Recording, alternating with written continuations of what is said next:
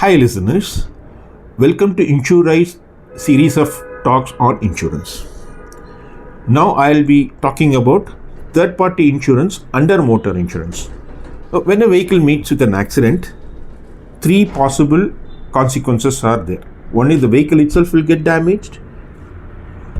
Due to use of the motor vehicle in the accident scenario, either a pedestrian who is outside the vehicle or the passenger inside the vehicle, they may face injury or sometimes even suffer death.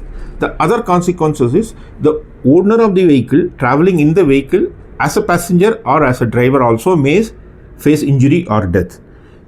Now, under third party insurance, we are going to deal with injury or death to the pedestrian, public or passenger. Now, what do you mean by third party?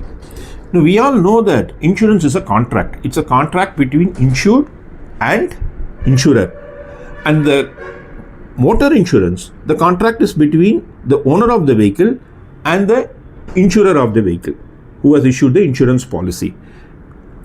Owner is generally deemed as the first party, insurance company is the second party, anybody outside is a third party. For third party insurance, generally we take the pedestrians and the general public outside the vehicle and passengers inside the vehicle are deemed to be third party. Now let us look at a scenario. In an accident, the third party is injured or they die. What is the consequence to the owner of the vehicle? If the vehicle was driven in a negligent manner in a public place and it meets with an accident due to that negligence and the third party faces injury or death, now the owner has to pay financial compensation to the victims of the accident. Now, you have to understand one thing here. The cost of the vehicle may be 10 lakhs or 20 lakhs.